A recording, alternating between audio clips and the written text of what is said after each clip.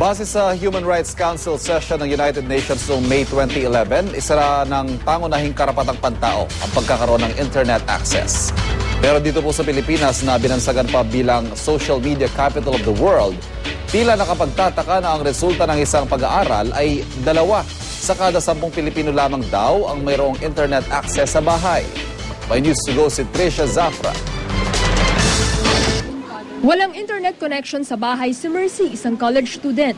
Kaya naman kapag gusto niyang mag-Facebook o kailangan gumawa ng research project, sa internet cafe ang punta niya. Sana nga raw nakakapag-internet siya sa kanilang bahay. Pag nasa bahay kasi yung connection po mas mabilis, tas mura po. Isa si Mercy sa 8 sa kada 10 Pilipinong walang internet connection sa bahay. Batay sa survey na ginawa ng Gallup, isang US-based research organization. Sa 148 na bansang kasama sa survey, nakapaloob sa bottom half ang Pilipinas. Kapantay natin ang Indonesia at Ecuador.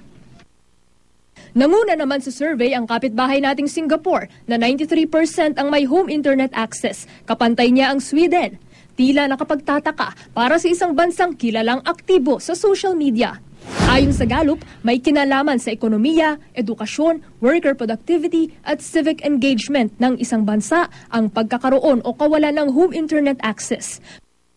Kung ang National Telecommunications Commission ang tatanungin, hindi na raw masama ang 21%.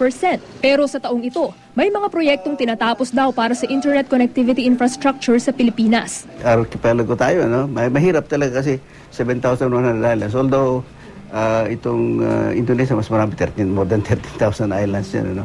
So mahirap talaga to connect all of this, no? Although yung may mga islands kasi na halos wala naman tao. So yung ang uunahin kasi the population centers, yung uunahin lagyan ng access. It's being done. Optical submarine cables is being laid na to connect Palawan. So we expect that to be completed within the year. Ayon naman sa isang web specialist, kailangang linawin sa survey kung ang ibig sabihin ba ng home internet connection ay DSL o Digital Subscriber Line na nangangailangan ng linya ng telepono o nangangahulugan din ba ito ng paggamit ng wireless devices gaya ng cellphones. Mas uso raw kasi sa Pilipinas ang mobile internet. I think kailangan tingnan natin yung history ng telecommunication sa ating bansa.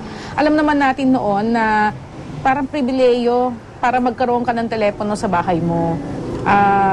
Kaya nga nung naging popular yung dial-up na internet, talagang halos lahat hindi rin makapag-dial-up internet dahil napaka-limited ng telepono sa ating bansa. Yung mga taong walang telepono sa bahay, sila yung parang mas nag-prefer na wala tayong telepono sa bahay, sa mobile device tayo kukonek. Sa huli, ang mahalaga raw ayon kay Toral ay ang magkaroon ng access sa internet sa oras na kailangan ito ng user. Para sa NTC, isang gabay ang survey ng Gallup para tingnan ang kinalalagyan ngayon ng Pilipinas sa usapin ng internet accessibility.